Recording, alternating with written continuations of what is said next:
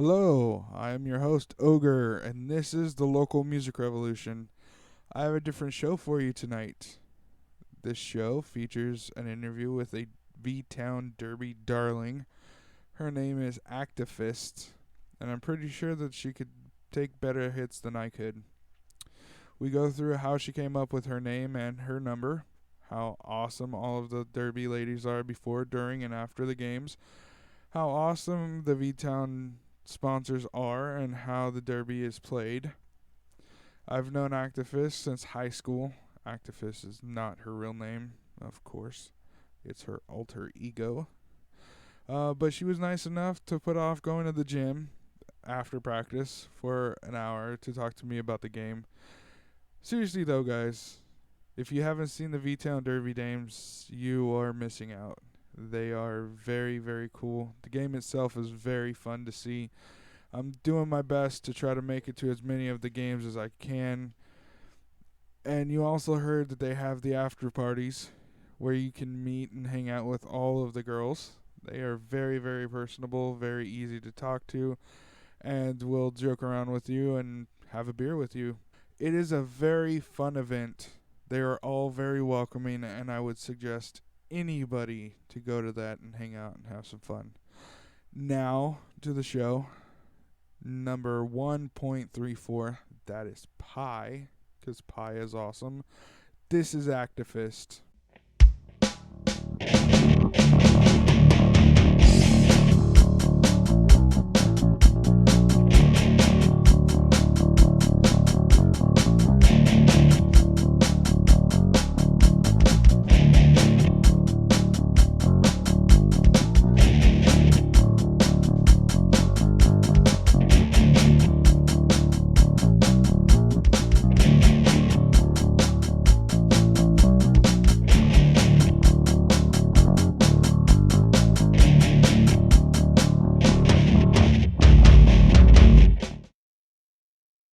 Alright, and I'm here with Activists. How you doing? I'm fantastic. Just got home from practice. How are you? I'm alright. Right on. Yeah, it's a decent night. So, firstly, where'd you get the name Activist? Actifist. Okay, so I am a female rights activist with a V, and I was trying to come up with a derby name, which is really hard, by the way. Yeah, no kidding. You guys are crazy with that kind of stuff. We have some good names on our team. We have who do we have? We have Mia Love You Long Time. That's a good one. Is she Asian? She, though? of course. Okay, because it's weird if she wasn't. Yeah.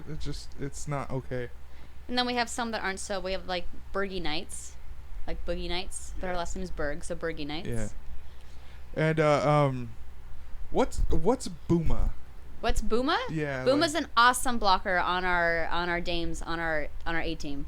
Yeah, but where'd she get the name? Do you know? That's her last name. Her last name is Buma. Really? So her That's derby awesome. name is Booma. All right. So you are an activist. What do you actively activize in? Okay. So I'm on the board for Act for Women and Girls in Visalia. Visalia, California, by the way. Yes. Which is I'm going to say the only feminist women's rights reproductive justice organization in this county. So I'm a very strong female activist, and I was trying to come up with a derby name that means something to me. All right. And to make it a little bit more dangerous, I changed it to Actifist with like I'm going to punch you with my fist. Yeah. It's a little play on words there. So your number is 314. Yes. Why'd you choose the number for Pi? Because Pi's an amazing number. Yeah, but it's 1,000,000 strong, and it takes a really long time. I couldn't fit all of them on my shirt, and I also have to write my numbers on the side of my arm. And three numbers as it is hard enough to fit on my arm. Really? Oh, yeah. Well, yeah, you got skinny little ass arms. Yeah. You're tiny as shit. Yeah. All right, so what do? You're on the Derby Darlings, which is yes. Is that the B team? That's our B team. Okay, yes. So it's think of it like a varsity, junior varsity type deal.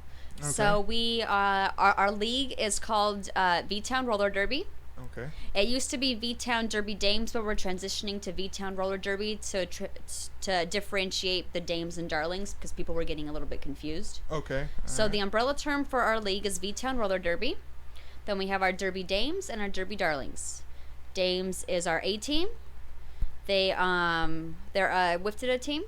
Okay. So that means we get national rankings with WIFTDA. That's the Women's Flat Track Derby Association. It's nationwide. And what is your It's ranking? international, actually. What is your ranking currently? We just became a WIFTDA team. So we were an apprentice team for most of last year. All right. Now we're an actual WIFTDA team, but rankings have not come out yet. All So right. we actually just got done with a WIFTDA tournament in Bakersfield today. And we placed 5th in the tournament out of 10 teams. Okay, so the difference is the junior varsity and the varsity. Does the Derby do the Derby Darlings have national rankings, or is it just the Derby Dames? There are a couple players. I think there might be a player or two on our Darlings roster that are on our WIFTDA roster. Okay. Because our WIFTDA roster has to be 20 players. They don't Okay. have to be 20 players from the A team. They could be 20 players from the league. Yeah. But that can only change a couple times during the year. If they're playing WIFTDA sanctioned bouts, they have to be on that WIFTDA roster. Okay. Okay. Yeah. And so your capacity within your team, Mhm. what do you do? It's a jammer, right? Yes, I'm a jammer on the Darlings. I've been playing for about a year and a half now. Okay, can you describe what a jammer does? Jammer is the point scorer. So you have, okay, let's set up how because Derby's very different. Derby is very different. There's no rackets or balls, or you're just using your body. Is it like tag? Please tell me it's like tag, because that's what I I thought the guess first you time. can associate it that way. Like people want to tag me with their body and knock me down. I've only seen the Derby Dames twice. Yes. The second time was a couple Saturdays ago on your bout, and then it was like a year and a half, 2 years ago with my wife Maria's foster parents. Nice. And it was intense. I don't think I could do that.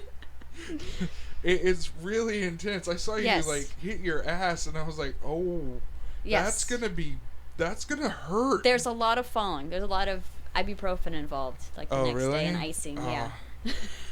I don't know if that's okay. So what you do? So starting off, both teams on the track at a time, you have 5 players from each team. Okay. You have 4 blockers, and 1 jammer from each team on the track at a time. Okay. You can tell the jammer is a jammer because they have a star panty on their helmet. Yeah. Okay. They wear a helmet cover. We call them panties. That's awesome. Yes. That is greatness. And then there's a pivot that is one of the blockers. They have a stripe on their helmet panty, and the pivot's job, they're like a captain on the track. So all the other blockers are listening to what the pivot is telling them to do. Is it usually the girl yelling at the other ones? Yes. It like really It like should harsh be. insults Ideally, and everything? yes. Okay. Yeah. I've seen a couple of them. I laughed at a few of those comments. But the cool thing about the pivot is, let's say the jammer is trying to break through the pack and they're struggling. Yeah. They can take off their jammer panty and pass it to the pivot, and the pivot can put it on and then become jammer. They cannot gain lead jammer status, but they can score points. And that is awesome, right? And that is only the pivot can do that. Only the pivot and the jammer can wear the jammer panty. Wow. So how often do you guys do that? I see it more often with the other teams. They see it becoming more common, but it's not something we actively practice. Okay, It's so not one of our main focuses as one of our strategy points. We strategize other ways. okay, so you're going around in a circle Mhm. and or around the track. Yes. And the jammer, counterclockwise. the jammer is getting the points. So what constitutes a point or 5 points, or how do the refs designate that? Okay, so starting off, everybody starts off on the track. There's a jammer line and a pivot line. Okay. The jammer has to start off behind the jammer line, and the pack, which is like the accumulation of the blockers from both teams, can start off anywhere between the jammer and pivot line.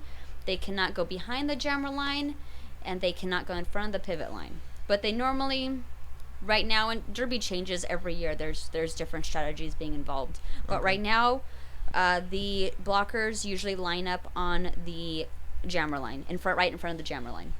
Okay. And then whistle blows. Both jammers from each team are trying to get through the pack. So you have I'm jamming for my team. My blockers are trying to push the other blockers out of my way and get me through. The other team's blockers are trying to get their blocker through and stop me from getting through. Whichever jammer passes the pack first becomes lead jammer. Okay. Now, lead jammer is really important because that jammer can call off the jam. Okay. And they call off the jam by placing their hands on their hips. Like, I'm sorry, when I first saw that, I was like, is she saying suck it? Yeah, kind of. It was the whole DX thing from wrestling. And I thought it was amazing. And then Maria told me, she's like, no, that she's calling off the bout. I'm like, what? Like, yes. that's a universal signal to, sticking your tongue out and going, screw you, I got the points. Because a jam can last up to 2 minutes long. Wow. Unless the jammer calls it off early. So, like, let's say I'm going to strategize. And you don't earn any points on your initial pass. When you're first getting through the pack, that's your initial pass. You do not earn points until you start passing the pack again. So you have to lap them once to start getting points? Yes. Okay. And then after that, you earn a point for each blocker of the opposing team that you pass. If you lap the jammer, you can earn her points as well. Earn her points? Yes. Or you can earn her points. So you can up to 5 points at a time. Okay. 4 blockers and a jammer. But you're normally just okay, so is that 5 points for one round or 5 points per jam? Each lap, each time you pass them. Oh, that's But that's awesome. only if you pass their jammer, and that doesn't happen too often. You're mostly just passing their blockers. That's awesome. And so let's say I've done my initial pass. I'm lead jammer. I pass through the pack again. The other jammers come up behind me. I can call off the jam to stop her from earning any points. Okay. But let's say I do a penalty and I back block somebody and I run into them too hard and knock them over square in the back. That's a penalty. And I get sent to the box for 30 seconds for my penalty. So I get put in timeout. Now there's no lead jammer. That jam can go on for 2 minutes. Do you retain the points that you Yes. had? Yeah. Okay, so they're not taken away. But can she become a lead jammer? She cannot become lead jammer. So no. once you are lead jammer, that's it. Yeah. There's no more. Mm-hmm. Awesome. So the penalty box, like, is that really a reprimand or is that it is. is it a badge of honor? No. Depends on who you ask, but really you want as many of your players on the track at a time as you can have. Because let's say I'm jamming and half my blockers are in the penalty box, I have no one to help me out. Ooh. And I'm fighting against the other team's blockers. So can you talk about there's this move that you guys do. It's kind of like a catapult move where one of the girls grabs you. The whip? Yes. Can you talk about that and like the function? Because that's actually a pretty cool move. It is. I've seen that get you like ahead of the pack really fast. If you're really tired and you have a blocker that's good at whipping you, she sticks her arm out. You're both skating at a moderate pace. You grab her arm and it's mostly the jammer pulling on the blocker, and the blocker is pulling on you simultaneously. So it really gives you a lot of momentum. So let's say I'm tired and I'm beat up and I can't move anymore and I get a whip, that can help me get through the pack and earn a couple more points. Well, does that actually, do you guys use that as a capacity to like get you through to start your first round? No, because it's most useful if the pack's already moving. If the pack's at a standstill, a whip's not really going to get you moving very fast. But let's say the pack's moving. Yeah. That's going to give you a lot of momentum and some speed. That's actually pretty nice. I like that move. Yeah. So, what does your practice consist of? I know it's pretty brutal out there on the track, but what do you guys, like, how do you guys, I've seen more injuries in practice than I have seen at bouts. Practices are very intense. Okay, firstly, like, what kind of what kind of injuries do you see in the sport? I know, like, for the track that has, like, the sides that go up, I've seen women break their legs, their ankles, just craziness like that. But you're the flat track, so I don't think you have that element of danger. What are those kind of injuries? Injuries, I mean, they are common. This is a full contact sport. We do practice a lot of safety so that their injuries are minimalized. We wear a lot of protective gear, wrist guards, knee pads, elbow pads, mouth guards, and helmets. Yeah. So we do have a lot of gear on, and a lot of the penalties are there to stop us from hurting people. Like if I back block somebody and hit them square in the back, that's going to cause their neck to rock back and forth, and that's dangerous. That's why that is a penalty. So most of the penalties are there for safety reasons. I can't elbow people. That is a penalty. Oh, that does sound like it sucks. But I do, wrist and ankle injuries because you're on skates. So Yeah. if you step wrong.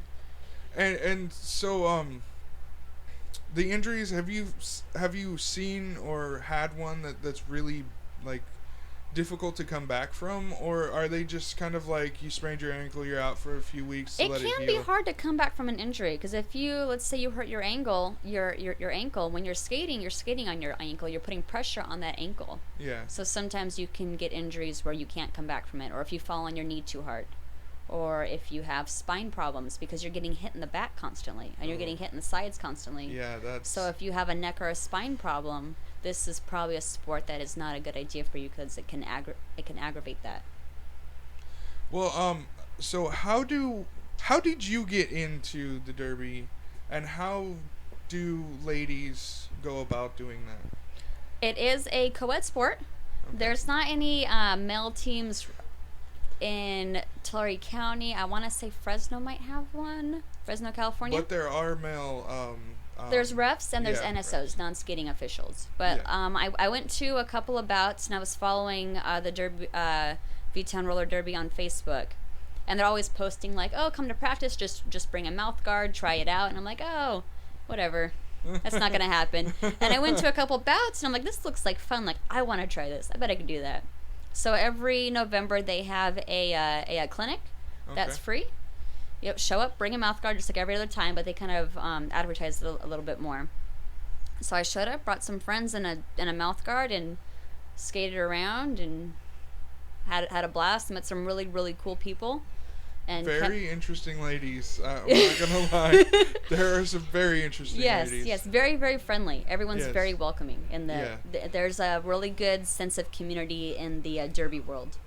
So from the time that you got into the Derby Darlings, Mm-hmm. the organization, to the time that you were promoted to what is that, public relations, how long did that take? Like, what was the process for that too? Well, I try to go to as many practices as I'm able to go to, and I really liked being involved with the team, and we had some council positions opened up. I wanted to stay involved with the team and become more involved with the actual going-ons of what about production and practices and all that stuff. I really liked it. I want to become more involved. So there were a couple council positions opened up, so I ran for public relations. And is it just the ladies within the team that vote for you? Yes. You have to be a dues-paying member. Oh, that's awesome. Yeah. Do you mind, how much are the dues? So Derby can be very expensive. We pay. Not all teams have an indoor spot to practice. A lot of teams practice outside or on baseball courts, or not baseball, basketball courts, or wherever they can find a space. We are very fortunate to have Roller Town, so rain or shine, we can always practice. Yeah.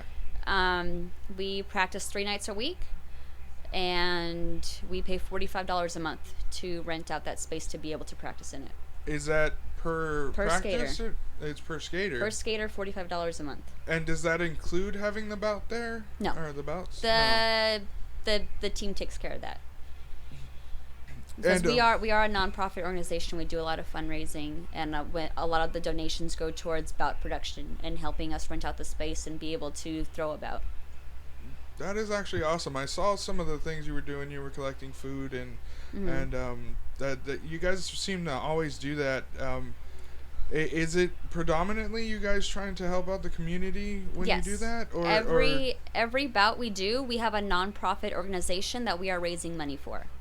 So is it always different? It's different every time. Okay. So the last home bout we did Food Link, and we collected canned food donations, and also all the money that we made on the raffle prizes went to that organization.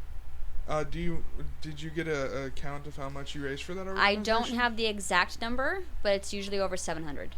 High five. That's awesome. Yeah. That's great. I've met a couple people that do nonprofits, work with them. A Mm. couple musicians out of Fresno. There's a gentleman from Hanford that was a director for a movie.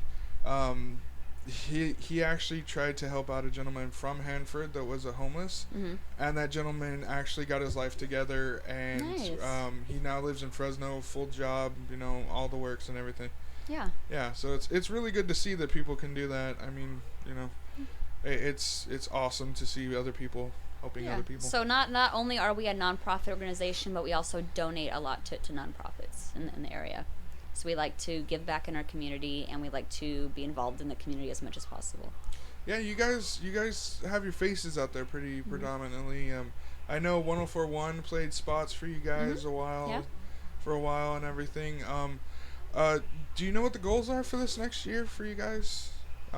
Is it just to get rankings and get up there and get more well known? Well, not just get rank, but yes, get rankings, but it's really about bettering ourselves and bettering each individual player and be better than you were last year and just have fun with the sport. And the rankings are, I mean, that's an extra positive that's there, because now we can play bouts and we can prove, hey, we're a good team. Look at all of our winnings. Look, we're a good team, because it's getting to where to get rankings, you have to play other Wifted teams. So Yeah. now that we are a Wifted team, we have more teams that we're able to actually play against.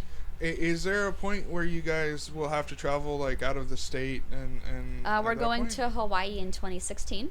That is wonderful. Can I tag along? I'm not lying. I want to go see the Black Sand Beaches. Yeah. You guys can do your thing. I'll be at the beach sipping an umbrella drink. Yeah, we have, I can't remember which team. I want to say it's Pacific Roller Girls, but that could be wrong. That's coming this summer. They're playing like a Saturday morning bout with us just because they're going to be coming over. So they want to be playing as many Wifted teams as they can while they're stateside Okay. for their rankings, of course. Yeah. So since they're going to come play us, then we're going to go over there and we're going to play them next summer.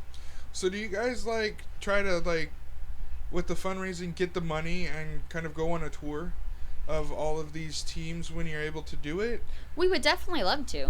I mean, that's the goal. Fundraising's always very important. It's very hard because we are a skater ran team. So Yeah. it's the players themselves put quite a bit of money into the team. We buy all the raffle basket prizes unless we can get some donated, of course. We come, before the bout to set up for everything. We stay afterwards to clean up. And we rent out the space. So it's not, it's definitely a lot of work put in by the actual skaters on the team.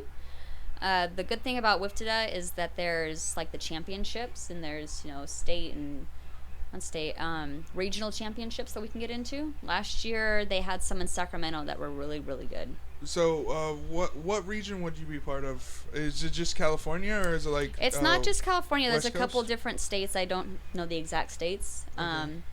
But you can go to the WIFTDA website. I think it's wifted.org, and look all that up.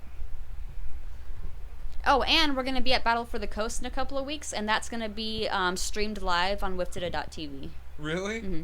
That's awesome. Yeah. That's so cool. You're gonna be an internet TV star. Yeah. Not me. I'll be on the sidelines. I'm a darling. So it'll be a lot of the dames that we had that played this weekend's tournament will be at the Battle for the Coast tournament. So on that subject too, I've been wondering this. You have the two teams. Mm-hmm. What constitutes like a promotion into the dames? Skill level. Skill level. A lot of our dames have been playing for a long time. I mean, we have girls that have only been playing for a couple of years, but then we also have girls that have been playing for 5, 6, 7 years. Are most of the darlings the ladies that started the organization to begin with? Because I know the dames started a few years back, and I know that they did a few bouts here and there, and I wasn't really following it, but I know the girls started that. Are there still some from that original? There are people on the dames and on the darlings that have been around for a long time. Really? Mm-hmm. And what do you want to advance into the dames, or are you happy being the darling jammer that you are? Oh, well, I would definitely like to advance, but I'm just not at that skill level yet. It does take a lot of time, and it's not easy. I saw some of those moves. They hit hard. I saw some of those moves. What's her name? Hallelujah? Hallelujah is a fantastic jammer. She was like on one skate, like pivoting and craziness. I didn't know, like, I thought she would fall like 3 times if she got through. It's a lot of body control and knowing where your body is at. And she's pretty skinny, and she's kind of she's about my size. Yeah, she's pretty agile. Yeah. It's crazy. She's been playing for a while now, a couple years now. And is she predominantly jammer too? She is. She is the A-team jammer. Okay, so how did you decide that you wanted to be just a jammer? Because I know that was your capacity up until like halfway through your bout. And then you changed to, I believe, a blocker, or. We do whatever coach tells us to do, pretty much, and we trust our coach, and he's led us to where he has. So, I would say when you're in practice, you notice that you're either better at blocking people or you're better at endurance and getting hit and getting back up and being able to keep going. Yeah. So whatever you find that's easier for you or that you enjoy more. I enjoy jamming a lot more than I do blocking. I mean, I'll do both. I block still. Don't think I'm very good at it, but I mean, I definitely do it. But then there's a lot of other people that, I don't see how you can jam. I'm much rather be a blocker, and that's good. I'm glad because I don't want to block. Well, that's like you've met my friend James. Yeah. He'll constantly tell me when he sees me playing the drums, he's like, how do you do that? Like, I can't do that. Yeah. And then he picks up a guitar, and I'm like, dude, like, what are you doing? Yeah. It's different people for different things, right? It's just finding that skill or that niche that you really fit into. Yeah. Mm-hmm. And but there are players that like to jam and they like to block. So it just kind of depends on what makes you comfortable. And are there players that haven't yet experienced both of the positions? That just are set on, okay, I'm blocker, I'm decent at this, I will not jam, you cannot make me? They would like to, but our coach likes us to be very well-rounded. So we start lining up, and we start doing drills, and he's like, all right, I want to see everyone jam at least once. All right, and your coach is I don't know him. Yes. But I just want to ask, is he like one of those coaches that you see in the movies that gets really, really intense and starts throwing things and cussing and all that craziness? I have not personally seen him in all that craziness. I mean, he is he's very quiet, but he is a fantastic coach. He really is. Yeah, he's definitely there for us. And let's say he sees something happening on the track that he doesn't like, he's gonna let us know, or he's gonna call a timeout, and he's gonna get things figured out. That's good to hear. Yeah. So your gear for the derby, skating and everything. Mm-hmm. You said that you need wrist guards, yes, elbow pads, knee pads, mm-hmm, helmet. But the thing that really interests me is the skates. Yes. They're like those old 50 skates that you would see at the diners. They're quads. They're called quads. Yes, they're called quads. I only know inline skates, and that's it. No, they're quads, speed skates. They can be extremely pricey, and there's a lot to your skate. You got the boot, you got the plate, you got your wheels. Okay, so the plate is what attaches the wheels to the... Yes, the plate is what attaches your wheels to the boot itself. Okay. So, like, when you go and you buy your skates, you could buy the kind of boot you want, you can buy the kind of plate you want, and the kind of wheels you want. Is that one of those things... I please don't take offense. No, go for it. You know how ladies have the accessories and they're constantly interchanging clothes and jewelry? Do you guys find yourself doing that with your skates? Well, the most thing is like the wheels. Okay. Because wheels are and it's hard to do this because every little piece of this is very expensive. Yeah, I know believe it or not, I used to skateboard, mm-hmm, and those wheels, they're annoying. So there's a lot of different kinds of wheels you can get. You can get wheels that are shorter or taller or thicker or thinner. The most important thing I think in wheels when you're buying them is what durometer you want. Durometer is the hardness of your wheel. Okay. So the higher the durometer, the harder the wheel. The softer the durometer, the lower the durometer, the softer the wheel. Okay. So let's say I'm going to be doing some outdoor skating and I just want soft wheels. I'm going to be skating on like pavement. I'm going to get like I think my outdoor wheels are like 70, 78 or 76 durometer. Okay. The wheels that I use for our sports court track are a 93 durometer. Okay. Because of my size, I can't really go higher than that. Because you want to do a hard wheel on a soft surface or a soft wheel on a hard surface. Okay. So let's say you have a hard wheel on a hard surface, you're going to have a lot more slide.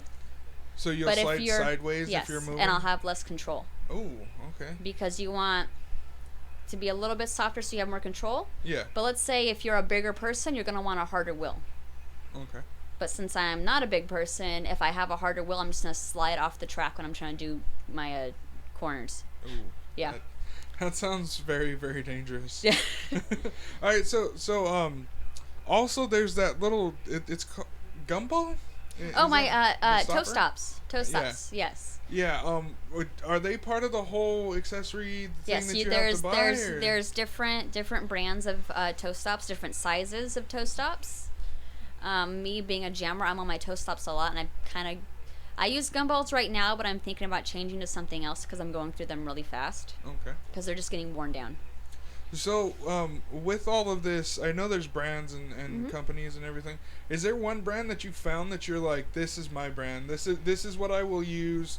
Rain, sun, shine, whatever. This is mine. Well, I've only ever used Rydell's. Rydell? Yes. So my first skates I had the R3 like beginner package. Okay. Right now I'm skating on the Rydell, the Wicked package. I can't remember what number. It's like the Rydell 295. I want to say that the boot's called. Okay. I have the rival plates on the rival plates on my boot, and I skate on Radar Diamond wheels. Do you have to actually put in the bearings for the wheels?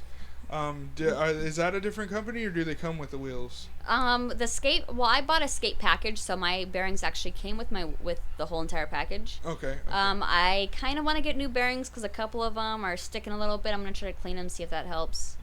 Yeah. But then the wheels I used are a little bit thinner, and they have aluminum hubs. Okay.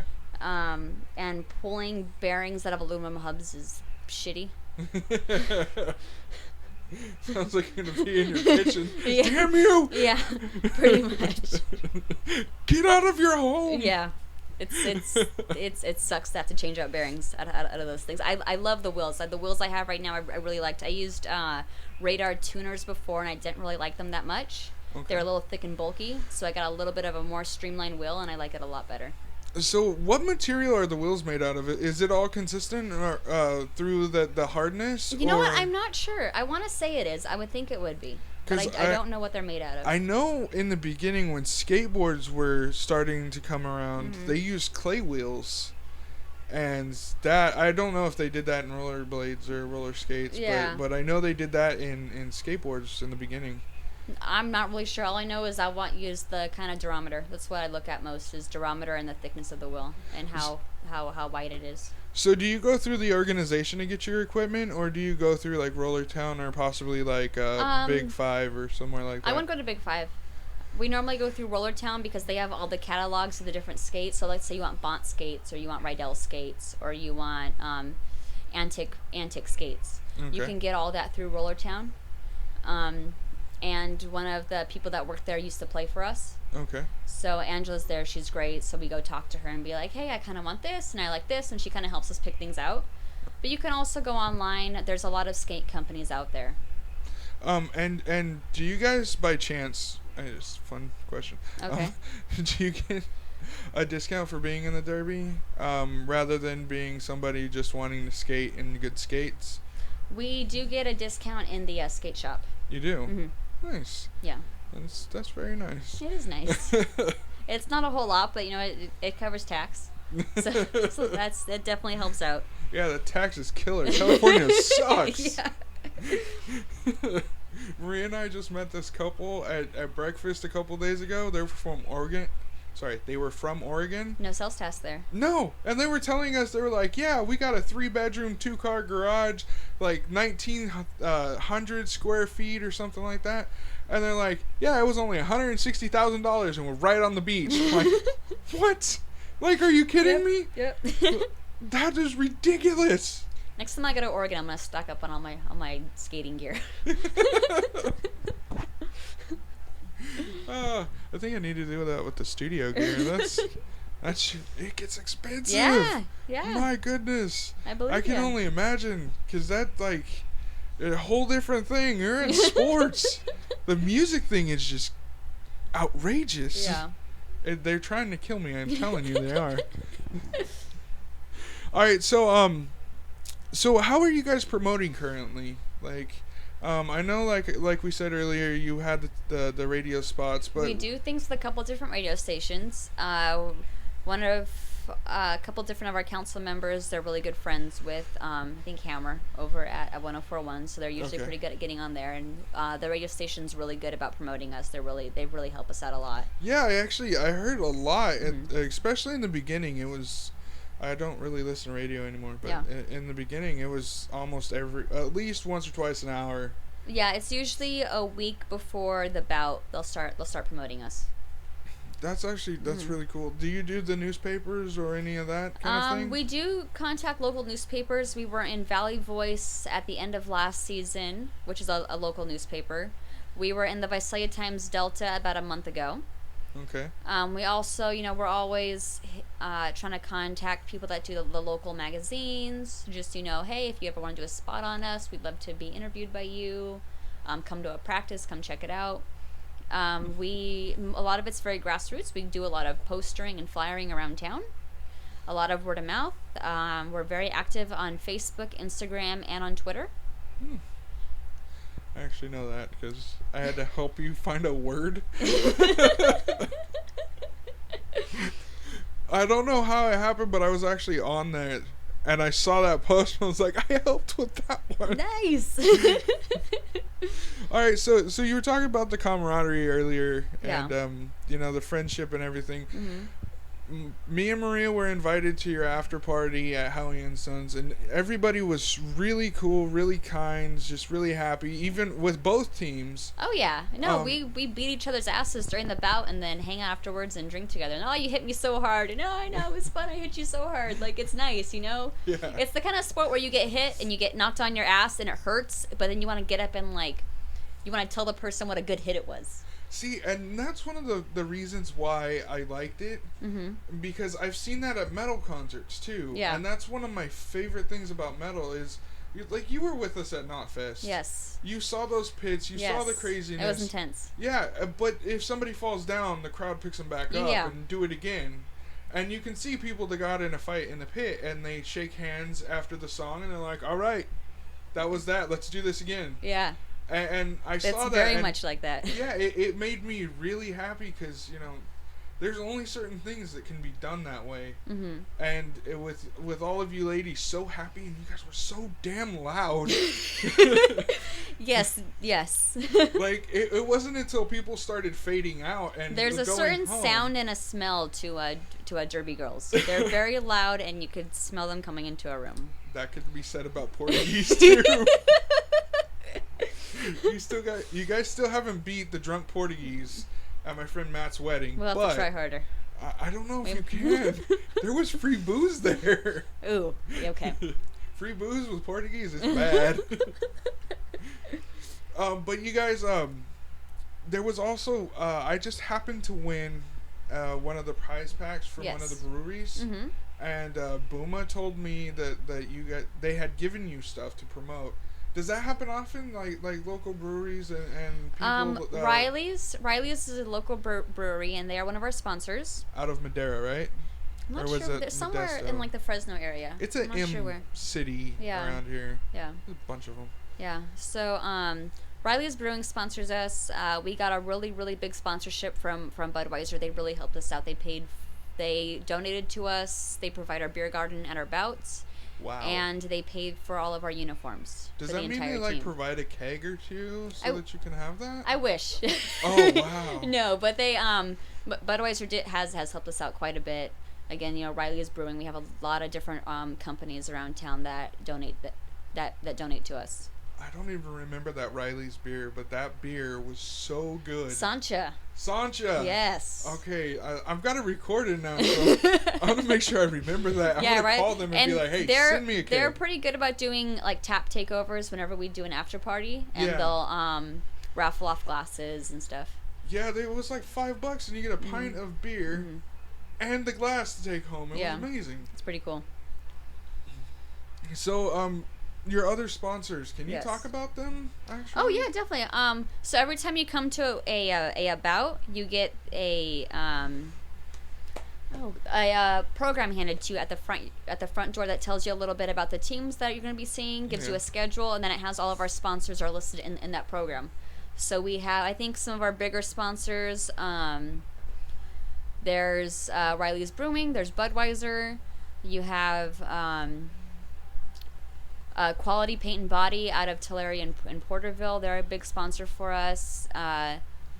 Dollar Bill Auto Sales. Okay. Out of Visalia is a pretty big sponsor for us. And we have a lot of little sponsors because you don't have to donate a whole lot. KRC Graphics is a sponsor for us. Don't they sponsor your penalty box? So every bout there's a penalty box sponsor, which I think if you're going to sponsor us, that's one of the best investments you can make because girls are constantly going to the penalty box. So if you want to be a penalty box sponsor, your business gets named every time someone gets sent to the penalty box.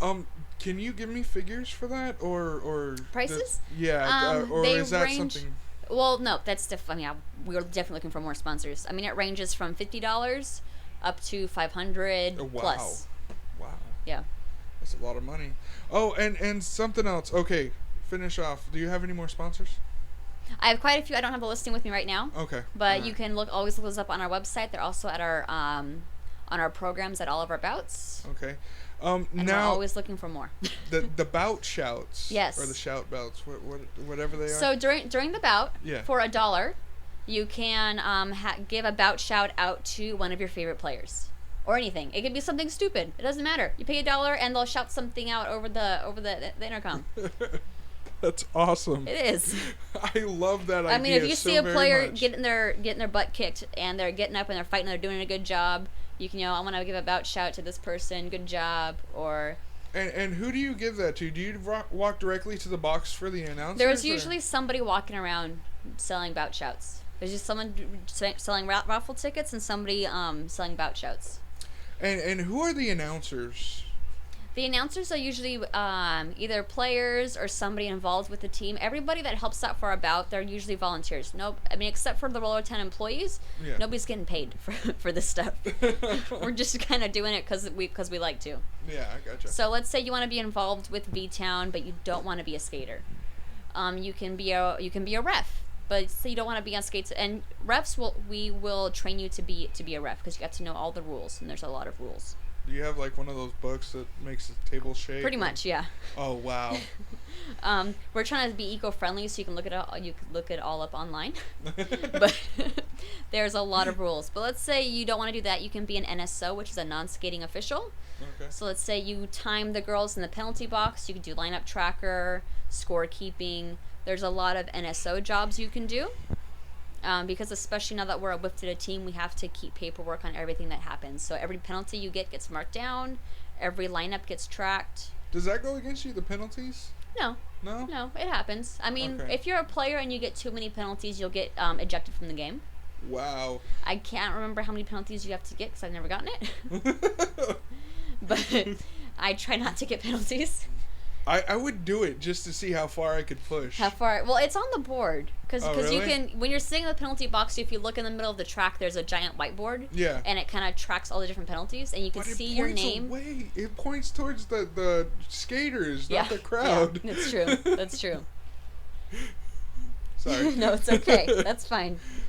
So, the first time that I saw them, there was actually a band playing in the corner. Mm-hmm. Through most of the set, yes. or most of the time. Do you guys still do that?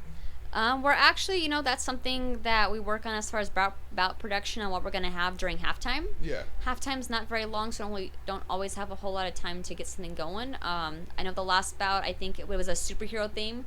So we had Roller Town employees dressed up as superheroes, and we love crowd participation. Yeah. So we got kids from the crowd to push the superheroes around the track, Yeah. and the winning superhero, the kids that pushed them got like prizes.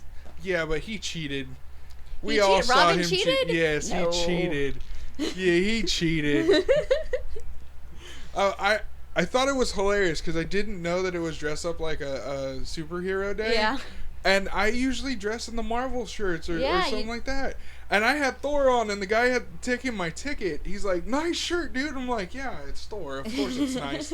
And then I walk in and I see like the Green Lantern and like Captain America. I was like, "This is the greatest thing ever." It was completely by accident, but I did it. Yeah, we try to keep the bouts very fun, and like I said, we love crowd participation. So any way we can get the attendees involved, we try to do that because that makes it even more fun for everybody. Yeah. All right. So during the bouts, you guys have music playing. Yes. And this whole podcast idea came about because I'm a musician, love music. So, what is the song that when you hear that play, is it well, firstly, is it in regular rotation? No. Secondly, when you hear it, what is that song that gets you going, okay, I am going to demolish these ladies and then possibly shake their hand later? Anything fast beat. Honestly, when you're on the track, you're not really hearing anything else. Like, Really? it's always every time day of the bout, like my stomach's a mess. I have the shakes. I'm having panic attacks. As soon as I get on that track, the crowd goes away. Everything goes away. You're just worried about winning, about scoring the most points and stopping their jammer. For you, is it adrenaline or is it like tunnel totally. vision? It's both. See, because you get up there and you start shaking. You're like, oh my god, what am I gonna do? Am I gonna do this? Or am I gonna do this? See, for me, when I would play the drums and I'd be on stage, it was like going over like train tracks. You know how you feel your stomach go up? It'd be like that the entire time I'm setting up or getting ready to play the show. Once I sit down, there's no other thing other than me and the drums. Yes. And that is where I shine. I truly believe I can't talk to people in like a like an official status, like up on a stage. I can't talk to people. I stumble and I act like a retard and all that craziness. You put me behind drums and that's where I'll show you who I am. Yeah. And that's really cool. Like, there's some people I know just don't get that. They're good at that kind of thing and they can keep that under wraps. But when you have that, I completely understand what you're talking about. Yes, because you're so nervous and you're so anxious, but as soon as you get on the track and the whistle blows, all your training from all the practices that you've been to, everything just kind of clicks. Yeah, and that's the thing. It's all about practice and muscle memory, and it's about that discipline, and that's what's great about that feeling. But is it an addiction for you? Totally. It is? Yes. Okay, because I've always told people, like, the stage is my drug. Yeah. That I can quit everything, I can do all that, but if I never get on stage again, I would be crushed. Yeah, no, it's what we practice for and look forward to, and I hate it and I love it because I get anxiety like the whole week before. I'm so nervous about it and I'm stressing out about it, but then it happens and I'm like, oh, this is fun, let's do this again. Yeah, but then at the end you're like, oh, damn it. As soon as it's over, I'm like, no, I'm not done playing. Yeah, I still got so much more. Yeah. Let's go till 3 a.m. Let's just go. Let's just keep skating. We paid for this. Come on, let's do this. Yeah. Yeah, I completely understand. Yeah. I hated going away from that because it was such a high and the adrenaline and everything, especially when it was a decent performance. And the last derby that I saw you guys, I know you took a fall and everything, but it was actually really fun. It was a ton of fun. It was one of those things where it was kind of suspenseful because I still didn't understand the sport, but it was like you guys kept me engaged because I was like, oh wow, these ladies are not messing around. Yeah. Like, these are the people you need to fear in a dark alley, not the other way around. Totally. These ladies will beat your ass. No, they definitely will. Yeah. They will. For you, who's your favorite player to watch? And is there one that inspired you to get better or practice different techniques or something like that? As a jammer, I like to watch the other jammers. Is that just encompassing all jammers, or is that like just specific ones? I talk a lot to Bergie Knights, who's an 18 jammer. And she is so good. She's so quick on her feet. She actually, we were in the Dust Bowl tournament this weekend down in Bakersfield, and she won best jammer in the entire tournament. Oh, congratulations. And that's out of 10 different teams. Wow, Yeah. that's awesome. Yeah, a 3-day tournament. Wow. Yeah. So That is awesome, dude. I can't stress that enough. That's so great. she's definitely someone I look up to, and I watch what she's doing, and she's so good at positioning her body and moving her feet, and she can take a hit, absorb it, and give it right back. Really? Yeah. That's great too. But all of our 8-team jammers, I really like watching Jess and no, not Actifist. What's Jess's Lady Rage? Lady Rage yes, and Day Spring. No, Day Spring's her real name. Lady Rage and Hallelujah. I like watching Lady Rage and Hallelujah jam as well, because they're both smaller. So I like to be on the watch. Okay, so they're small. They're about my size. What are they doing to be so awesome? Like, what are they doing to getting through? What are they doing to not get knocked over? So do you guys run scrimmages in practice? We like do. A team versus B team? We do. You do? We'll start off with a mix, where it's like a mix, because it all depends on how many people show up to practice, if we can scrimmage or not. Okay. Sometimes we don't have enough people to just have B scrimmages. Yeah. I mean, if we can, we do, but then coach likes to challenge us. He's a great coach. So he'll start doing B against A, or a mix of A and B against A and B. And it's very hard and it's very challenging, but at the same time, that's how we're going to get better. Well, see, that's a great philosophy. Like, for me in music, I believe that you're not on par with somebody, or you're not above somebody. And to be a great musician or a great sports, athlete, you should always try to raise the other people up. Not try to be better than them, but raise them up with you. No, because I know we have really hard-hitting players. So Yeah. if I can take a hit from Mia, if I can take a hit from Booma and keep going, Yeah. I know that I can take a hit from whatever anybody else has to throw at me. That's great to hear. Yeah. All right, so before we wrap this up, what is the hardest game or team that you've experienced in your derby career? Well, I've only been playing for a year and a half. I've only been on the roster, actually. I wasn't even on the roster for all of last year, because I just started playing November in 2013, and I don't even think I made roster till the second bout of the year last season. So, because to make roster, you have to pass skills and show that you can actually be able to play and be safe on the track. Okay. And let's say there's a lot of people fighting for a roster position. Yeah. You may not make roster if there's other people that are better than you. Wow. So, for me, every team's been really challenging. It's all been really hard. This last bout, I think, was the first time where I was going through and I was actually feeling like, okay, everything that we've been practicing, everything that I learned from last year's bouts are clicking, and it's all working, and we're working together, and the blockers are doing everything that we've been practicing. Yeah. Yeah, like I said, it was a great bout. It was a fun time. Yeah. I was so happy to be able to do it. I didn't think I was going to be able to. Yeah. It sucked. Yeah. So, one last question, and then we'll get into the plugs and all that. So, when you have your friends show up, you usually give us our nicknames on the tickets. And the people at the stands they're phenomenal, because I ask, and they won't judge you per se. Okay, but everybody knows me as Ogre. I've used the name Ogre on this podcast because that's, deals with music. Yeah. But not a lot of people know that one of my best friends is Hamster, Mm-hmm. and his fiance is Courtney, but I gave her the name Corn Dog. Which I love. It's such an amazing nickname. And I wish we had time to go through that. I know. But you actually put Hamster and Corn Dog on their tickets? I did. So when they came for will call to get their tickets, they had to ask for tickets for it under the names Hamster and Corn Dog, because I go by my derby name, by my alias when I'm on the track. Yeah. I think it's fun. It's fun. It makes it like when you get in that zone and you have that other name, your persona, you can just kind of shine with it. Yeah. And it's just fun. It's a wonderful thing to have that nickname, because that nickname can get away with a lot of things that the other one can't. I mean, there's a lot of derby girls where when I first started for 6 months to a year, I didn't know their real name. I just knew their derby name because that's what everybody goes by. Okay, so did they tell you about how Hamster and Corn Dog, they were sitting and you were in a bout with one of the derby ladies from the other team. Her name was Corn Dog. Yeah. And so Corn Dog thought that it was a joke. That you had made the announcers just say Corn Dog every once in a while. No, I didn't know that. Yeah, he was telling me about that. Oh, and that's hilarious. So apparently every time she would say Corn Dog, or the announcer would say Corn Dog, she'd go, damn it. Courtney thought we were talking about her? That's that's the best thing ever.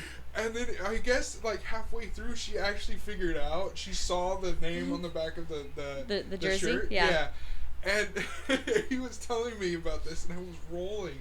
Like it's so easy to make fun of that girl. Yeah. So easy. She does it to herself half the time. Oh man, it's a great time. Sorry. But all right. So, now when are your bouts? I know they're on Saturdays, but yes, they're always on Saturdays. We normally have a home bout about every other month. Okay. Our next home bout is May 2nd. Okay. Doors open at 5. Darlings play. It's a team in Long Beach. They're called Badfish Roller Derby. Nice. And then we play them at 5:30, and then at 7:30 the dames are playing Pacific Coast Recycled Rollers, I believe. Okay. Yeah. Okay. And what are your how can people get a hold of you or keep in touch with you guys? The best thing is we're very active on social media. Okay. So I would say Facebook. I mean, we usually do Facebook updates just about every day.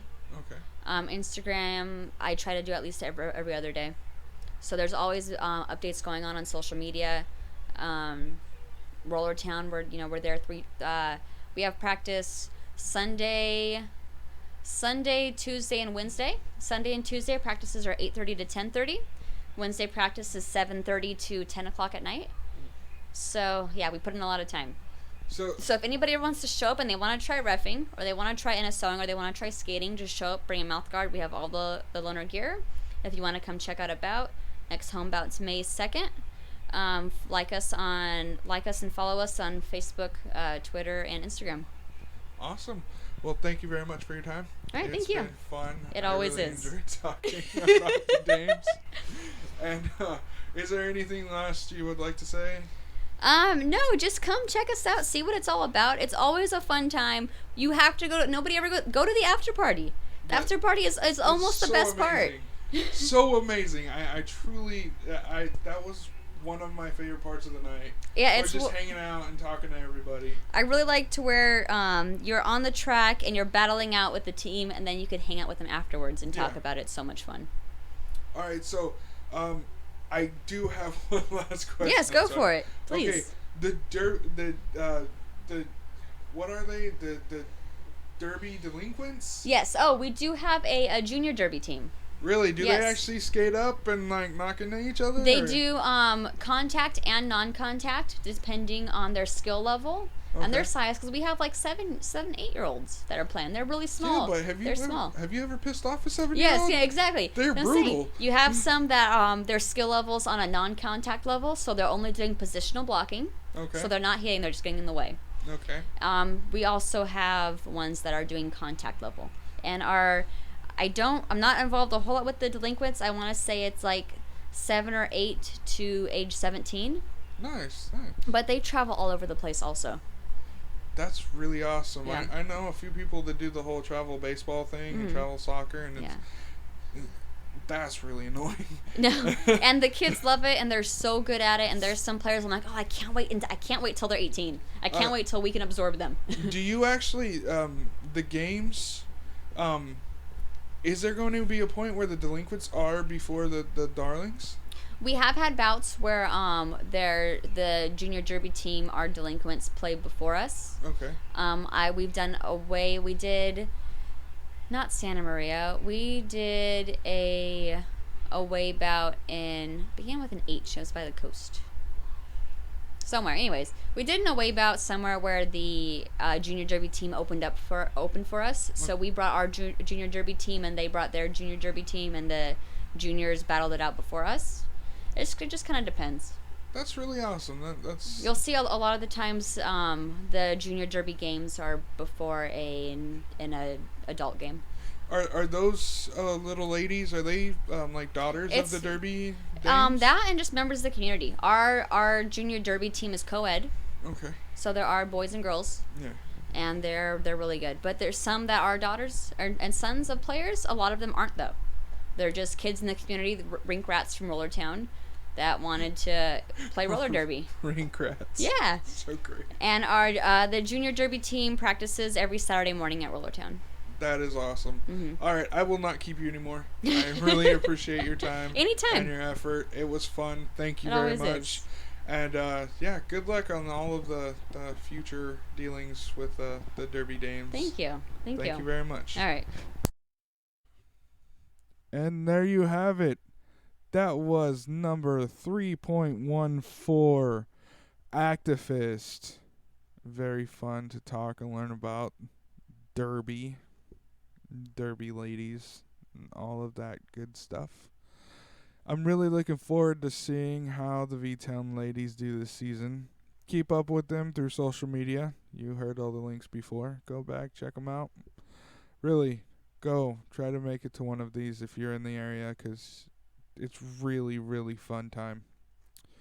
For me, remember to comment, rate, subscribe, and add the Local Music Revolution at thelocalmusicrevolution.bandcamp.com, facebook.com/thelocalmusicrevolution, and for email purposes, thelocalmusicrevolution@gmail.com. Remember that I do answer all comments, emails, and messages. Thank you so much for all of your support, everyone that has supported me in making this podcast happen. You are awesome. Until next time, I am Ogar. This is the Local Music Revolution. Be good, everyone.